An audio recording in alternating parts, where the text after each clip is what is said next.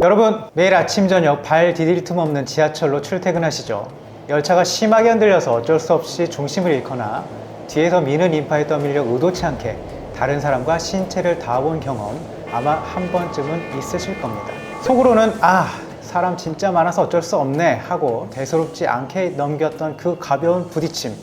그런데 어느 날 갑자기 경찰서에서 지하철 성추행 혐의로 조사를 받으러 오라는 전화를 받는다면 어떠실 것 같나요?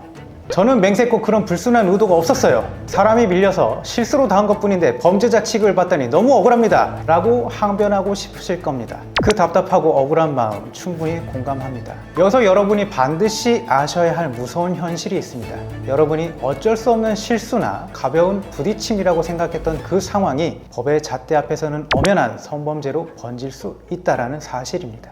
우리가 흔히 지하철 성추행이라고 부르는 이 사건들은 수사기관에 넘어가는 순간 단순히 운이 나빠서 생긴 해프닝이 아니라 공중 밀집 장소에서의 추행, 즉 공밀추, 나아가 상황에 따라 10년 이하의 징역까지 받을 수 있는 무서운 강제추행으로 다뤄질 수 있는 중대한 사안이 될 수도 있습니다. 오늘 영상에서는 이처럼 누구에게나 발생할 수 있는 지하철 성추행의 의심 상황들이 법적으로 얼마나 무거운 처벌을 받는지, 그리고 대법원 판례는 대체 어떤 기준으로 억울한 실수와 고의적인 추행을 구분하고 있는지 명확하게 짚어드리겠습니다. 한순간의 오해로 범죄자 낙인이 찍힐 위기에 처하셨다면 여러분의 일상을 지키기 위해 오늘 영상 끝까지 주목해 주시기 바랍니다.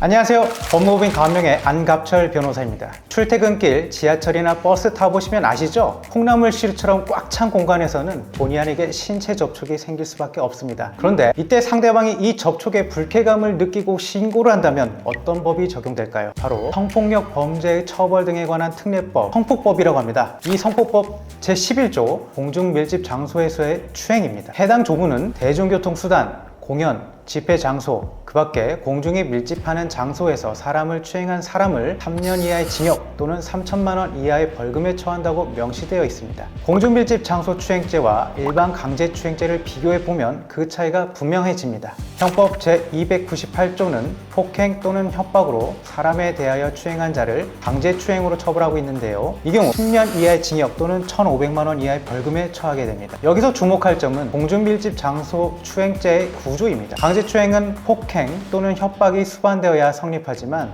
공중밀집 장소 추행죄는 그러한 폭행, 협박이 없더라도 사람이 밀집한 장소에서의 추행 행위 자체로 처벌이 가능하기 때문이죠. 이는 지하철이나 공연장과 같이 다수가 밀집하는 공간에서 발생하는 성범죄를 보다 엄격하게 규율하기 위해 마련된 특별 규정이라고 볼 수 있습니다. 수사를 받게 된 많은 분들이 보통 실수로 몸이 닿았다 이렇게 말씀하십니다. 그러나 이런 주장만으로는 부족합니다. 대법원은 추행에 대해 일반인을 기준으로 객관적으로 성적 수치심이나 혐오감을 일으키게 하고 선량한 성적 도덕관념에 반하는 행위로서 피해자의 성적 자기결정권을 침해하는 것을 의미한다 라고 판시하고 있습니다. 아울러 추행을 한다는 인식을 전제로 미필적 고의로도 족하고 피고인이 고의로 추행을 하였다고 볼 만한 징표와 어긋나는 사실에 의문점이 해소되어야 합니다.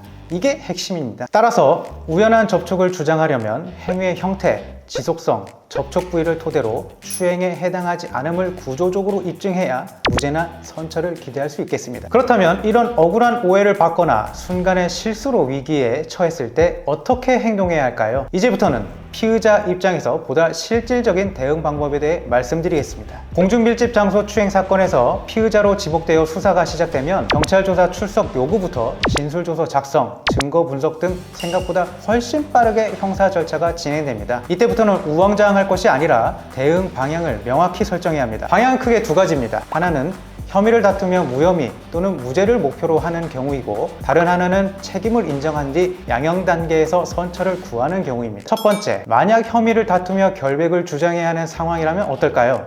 여기서 가장 중요한 것은 객관적 증거 확보입니다. 특히 지하철과 같은 대중교통 수단의 경우 열차 내외부 CCTV의 보존 기간이 매우 짧은 편입니다.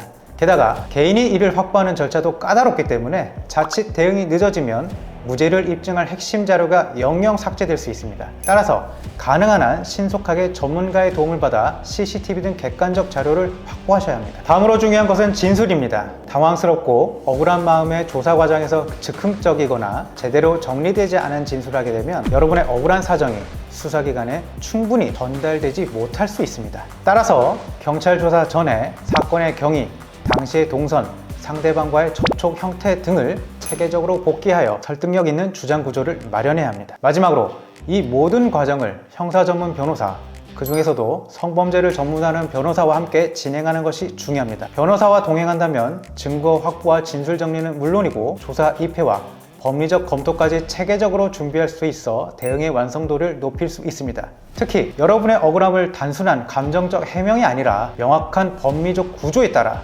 수사기관에 제시할 때 훨씬 더욱 강력한 설득력을 가진다는 점을 꼭 기억하시길 바랍니다. 두 번째, 반대로 자신의 잘못을 인정해야 하는 상황이라면 어떨까요?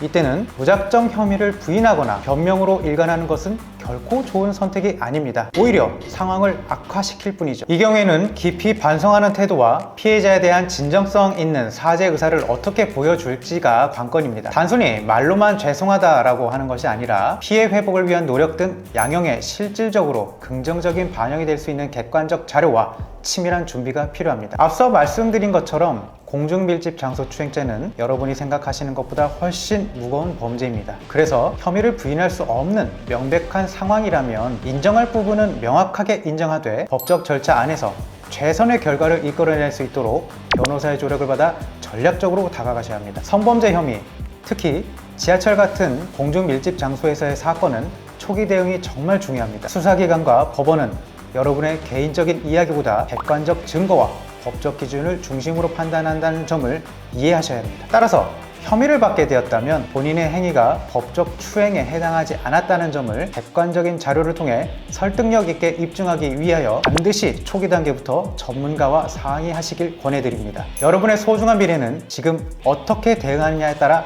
달려 있으니까요.